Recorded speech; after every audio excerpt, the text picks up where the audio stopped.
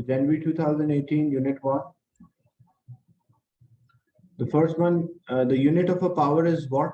Which of the following is equivalent to watt? So the base unit we want to find, we know power is equals to work divided by time, and unit of work is joules and unit of time is second, and joules itself is Newton meter, so it will be Newton meter per second. And what is Newton?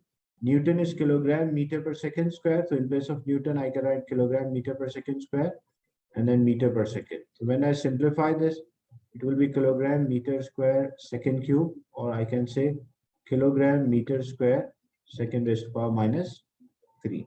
So kilogram meter square second raised to power 3. So D will be the right answer for this.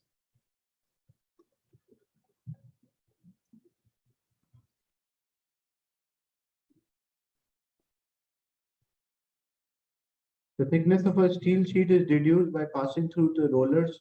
The thickness reduced because the steel is, whenever object can deform under compression. So what we call that as a malleable. If the object deform under like tensile force, then we call that as ductile. So force is to compress the object, malleable. Force is there to increase the size, then it will be ductile. Measure quantities can be either vector or scalar. Which row is not correct? So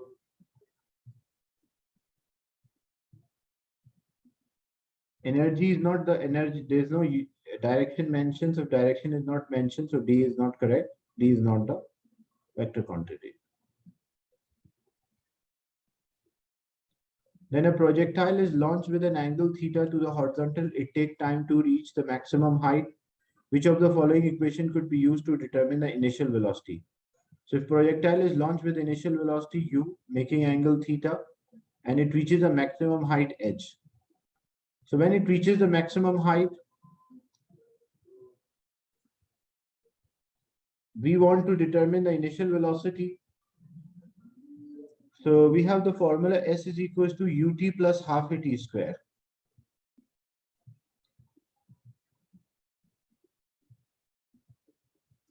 Or we can use, because the time is also included, so we can use 2a, and acceleration is also there. So we can use the formula 2as equal v square minus u square, but all the expression having a time.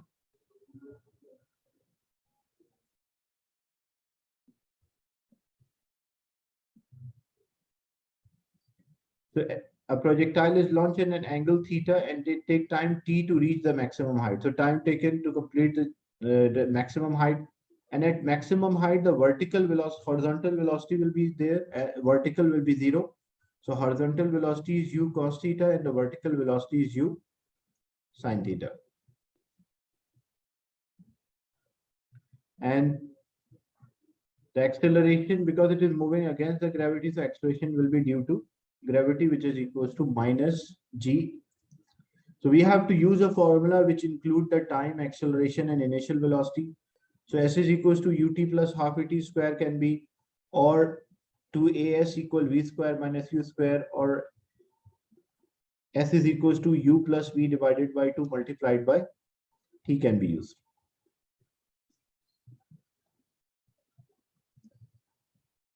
Or we can also use v is equals to u plus at. So the final velocity, vertical, horizontal will be there. Vertical is 0. The initial velocity is equals to u cos theta, u sin theta, because the vertical we always substitute. Acceleration is due to gravity, so we'll substitute minus g, and time is t. Because why I did not use a formula which include height, as there is no option which include height is mentioned here. That's why I did not use that formula. So u will move other side, so it will be minus u sin theta is equals to minus gt. Negative will cancel with negative. So u is equals to gt divided by sine theta. So gt divided by sine theta. So C will be the right answer.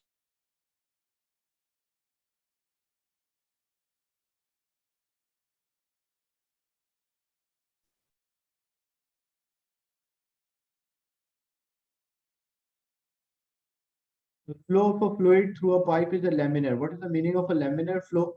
Which statement correctly describes the velocity of a fluid for a laminar? So at a particular position, the velocity is at particular. It's not like all the fluid, like particles are there within the fluid. It does not mean all particles are in a laminar fluid. Does not mean all particles move with the same speed.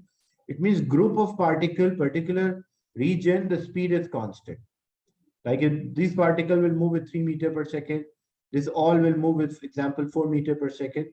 But group of particle in the region will move with the same speed. So that's why A is the right answer for question 5. Then a solid cylinder has a diameter of 0.025 is placed on the table. Stress is force acting on unit area. So how to get the area from diameter?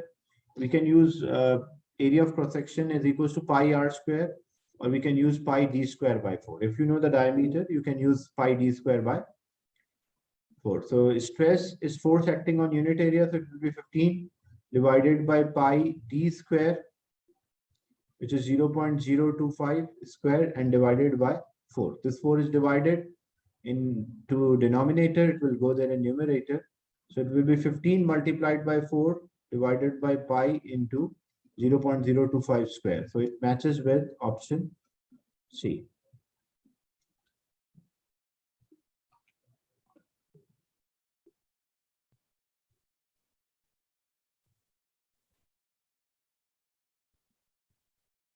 A box of mass M is moving along a floor by a horizontal force. The tension in a rope is T. The box is moved from rest with an acceleration. So if it is accelerating, means there is a resultant force. Which of the following is correct for friction? So friction is trying to oppose the motion.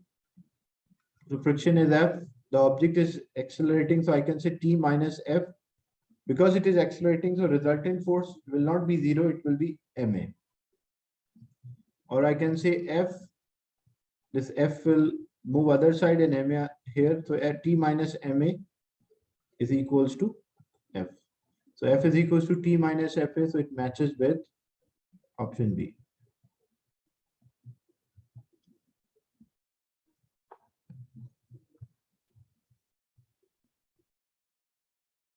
The student carry out the experiment to determine the Young's modulus of a wire. The original length and a diameter were measured. A load is applied.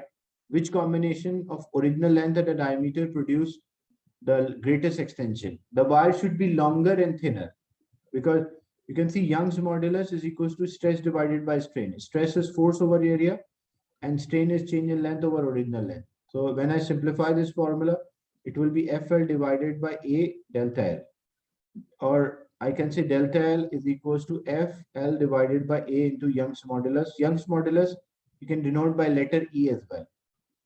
So change in length is directly proportional to applied force that we are not changing, or Young's modulus is constant. So it means change in length is directly proportional to original length. So we should use a longer wire, and change in length is inversely proportional to area. So we should use a thinner wire. So smaller and longer will give us the greater change in the length of the wire.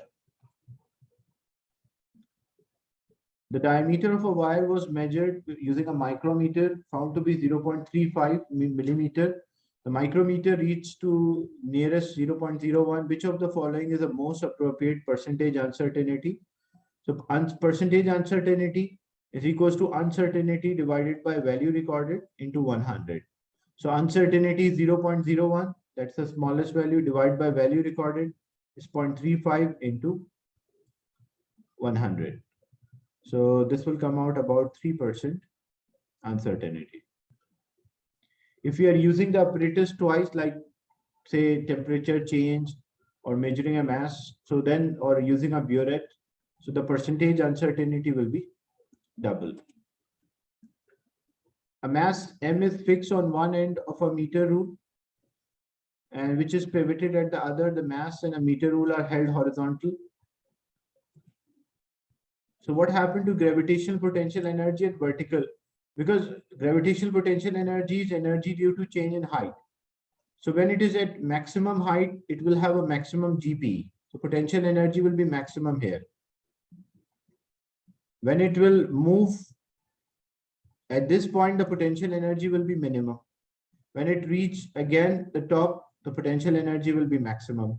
But what about the vertical displacement? When it is going down, the vertical displacement is increasing because now this is the origin. So with respect to origin, this is the origin for us. So from origin, it is above the ground, but this is a starting point. So from starting point, the displacement is zero. So potential energy is maximum. When it is going down, the displacement is increasing. As the displacement is increasing, the potential energy is decreasing because it is going down, not up. So the graph which shows a variation of a potential, and when it will go up, the vertical displacement decreases, but the potential energy increases. So we'll have a graph, a linear relation between vertical displacement and GPE or gravitation potential energy.